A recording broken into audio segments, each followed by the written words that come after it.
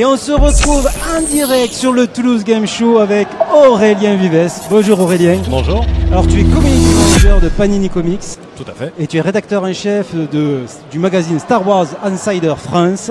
Exactement. On est très heureux de t'accueillir en direct sur le plateau de TGS TV. Alors, c'est les 20 ans de Panini. Oui. Ouais, c'est les 20 ans de Panini en 2017, on fait ça. Et pour célébrer cet anniversaire, vous avez monté une exposition un peu spéciale. Hein.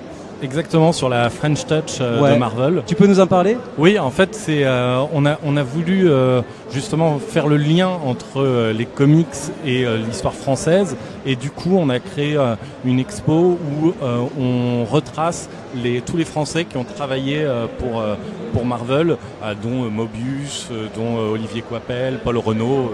Voilà. Ouais. On a pu la voir à Angoulême en début d'année. Et on a la chance de l'accueillir au TGS cette année. Voilà. Ouais. Et en fait, on a aussi monté cette expo parce que justement pour les 20 ans de Panini Comics, on avait fait une collection spéciale pour les 20 ans où on a demandé à 12 dessinateurs français de franco-belge, pour quasiment tous qui n'avaient jamais travaillé pour les comics, de créer des couvertures spéciales et qui réinterprètent du coup des grands héros de Marvel. Elles sont magnifiques, voilà. ces couvertures. On a Pénélope Bagieux qui fait Miss Marvel, on a Bastien Vives, aucun lien avec moi, qui fait Spider-Man, on a John Farr qui fait Punisher et ou encore Olivier Vatine qui fait Les Gardiens de la Galaxie. Alors, comment vous avez sélectionné les titres pour cette collection spéciale 20 ans qui a un grand succès actuellement ? Oui. En fait, on a essayé justement de recouvrir un petit peu notre histoire des 20 ans avec des BD marquantes de héros différents en plus. Donc on a des œuvres cultes comme le Daredevil de Frank Miller. On a des œuvres plus récentes par contre comme le Miss Marvel justement qui a eu le prix de la meilleure série à Angoulême et qui du coup représente un petit peu tout ce qui a pu être fait en 20 ans dans nos publications. Et alors justement, si tu avais à choisir un volume, ton coup de cœur perso dans la collection des 20 ans ? Je crois que c'est Miss Marvel parce que c'est une BD que dès le début, dès ses premiers épisodes en VO, j'ai dit à la rédaction ça va marcher, c'est dans l'air du temps, c'est génial. Je me retrouve complètement dans le personnage de Kamala Khan alors que c'est une ado d'origine pakistanaise, musulmane aux États-Unis. Mais je me retrouve en elle alors que j'ai. Je sais pas, il y a un ton fun, frais. C'est la Peter Parker du 21e siècle. C'est clair. Bon, on va parler un petit peu des kiosques. Vous avez récemment réorganisé vos kiosques. Tout à fait. On a notre offre a été d'une certaine manière simplifiée autour de à chaque fois un mensuel pour chaque univers. On a les Avengers, Spider-Man, Deadpool. 4 mensuels et 4 bimestriels. C'est ça. Et dans les 4 bimestriels qui permettent d'enrichir cet univers, par exemple, il y a Avengers Universe. J'en parle spécifiquement parce qu'il y a une couverture spéciale pour le TGS réalisée par Denis Bajram qui est magnifique et voilà et qui du coup j'en profite pour en parler. En plus c'est un numéro 1 donc c'est l'occasion. Et c'est vrai que on a voulu simplifier parce que c'est souvent parfois un petit peu dur de s'y retrouver dans la profusion de revues. Là, on s'est dit, du coup, si on a envie de lire les X-Men, il y a une revue mensuelle X-Men et un bimestriel X-Men. Et voilà, et c'est quand même une des méthodes les moins chères pour lire de la BD en France. C'est des revues de plus de 100 pages. Là, on a entre 128 et 152 pages pour environ 6 €. C'est clair que c'est quand même de la culture accessible. Mais c'est justement le bon moment pour commencer un petit peu, par exemple, les X-Men. Complètement. X-Men Résurrection et X-Men Universe, c'est des portes d'entrée qui sont avec X-Men Blue, X-Men Gold qui démarrent. C'est ça, en VO. Et on se retrouve en plus avec des personnages ou des histoires autour de Old Man Logan ou des choses comme ça qui sont très cool et très accessibles pour un public qui a envie de découvrir et qui est néophyte. Oui. C'est le bon moment de reprendre un peu la lecture si vous avez laissé les comics un petit peu de côté. Alors moi je suis un vieux lecteur de Marvel, j'ai commencé avec les années Lug et alors il y en a qui sont un petit peu inquiets sur l'avenir de Marvel. Est-ce que tu peux nous dire en 2018 s'il y a du bon qui s'annonce pour Marvel ? Alors il y a du très bon. Évidemment, on a des choses qui sont déjà annoncés en VO et qu'on sait qu'on va publier en VF. Il y a tout ce qu'il y a autour de Legacy, donc qui est une espèce de renouveau, de lien avec les vieux héros et ce genre de choses. Et après, au niveau en plus de l'arrière-boutique, on va dire, il y a une chose qui peut paraître comme un coup de tonnerre, comme le départ de Brian Michael Bendis.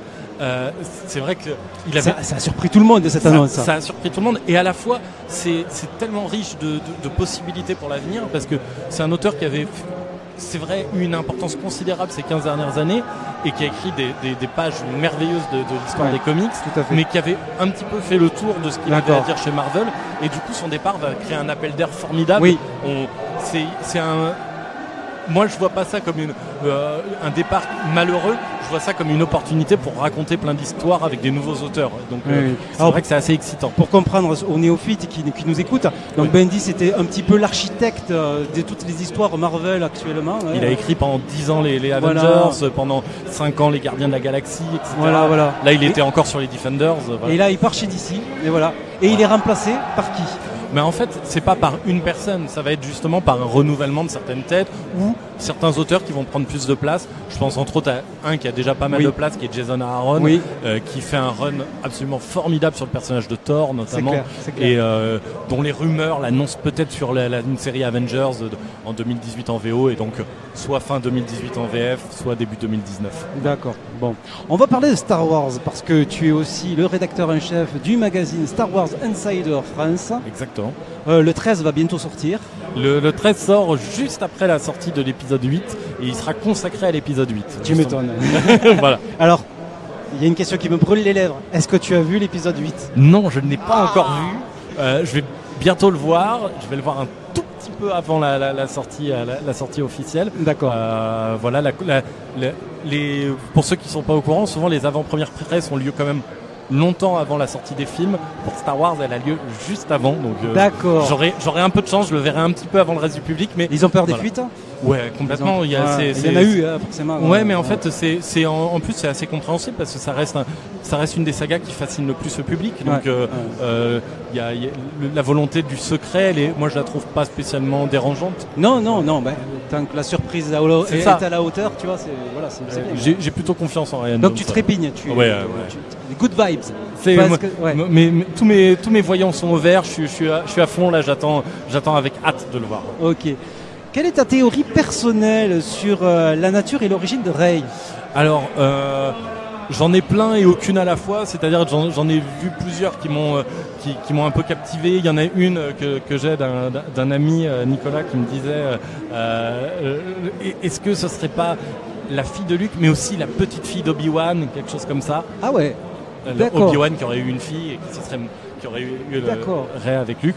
Après, ça peut être tout et n'importe quoi. On verra bien. Même si c'est quelque chose de très simple comme la fille de Luke, qui est la théorie peut-être principale. Ça paraît trop évident aussi. Peut-être que les surprises seront sur d'autres choses. D'accord. Aussi. C'est ce que je... Voilà. En tout cas, c'est à la fois j'ai envie de savoir et à la fois je base pas tous mes espoirs là-dessus. C'est pas le cœur de mon attente. Ouais, d'accord. On va revenir sur les comics et les comics Star Wars. Oui. La gamme continue à s'enrichir, à s'étoffer.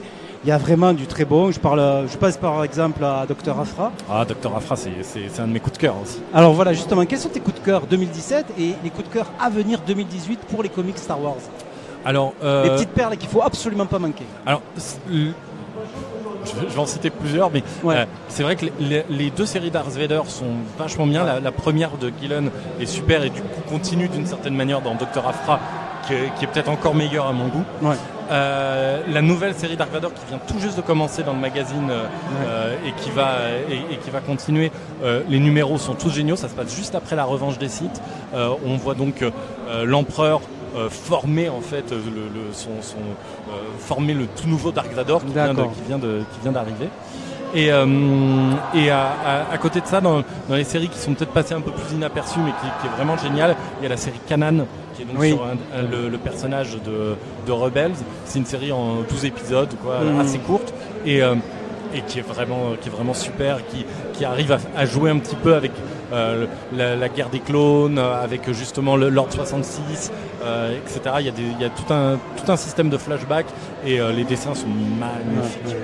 Et quand je pense aux dessins, je pense aussi à Han Solo, qui est une mini-série dessinée par Mark Brooks. Les dessins sont tellement bons en fait que George Lucas a acheté l'intégralité des planches. Voilà. Voilà. Je pense que c'est une série puisqu'on va recevoir Mark Waid sur le TGS. On va le recevoir demain en live sur TGS TV. Mark Waid qui a signé donc Princess Leia. Bon, il n'a pas eu un grand succès, ce Princess Leia. Il est passé un peu sous le radar, c'est vrai. C'est une série qui vaut mieux que certaines critiques que j'ai pu entendre. Oui. Il est vraiment sympa, il est vraiment bien construit et les dessins de Dodson sont vraiment jolis. Oui. C'est une bonne mini-série. Elle a été, je pense, aussi très critiquée parce que c'était la première et que du coup il y avait peut-être une attente qui était un peu démesurée. Ça reste une série très solide et très sympa à lire. C'est clair. Bon, donc on a fêté les 20 ans de Panini, les 40 ans de Star Wars cette année, donc double anniversaire. Grosse année. Donc vous avez fêté l'événement, ces deux événements tout au long de l'année 2017. Il y a des choses prévues en 2018 aussi pour continuer les anniversaires ou pas du tout?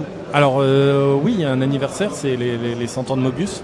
Ah ouais. Donc voilà, on a un ou deux petits trucs de prévu, mais on est encore un peu loin. Je préfère. Voilà. D'accord. Donc il y a quelque chose, il y a des choses. Voilà, faut me réinviter pour le Spring Break. On en parlera à cette occasion. C'est clair.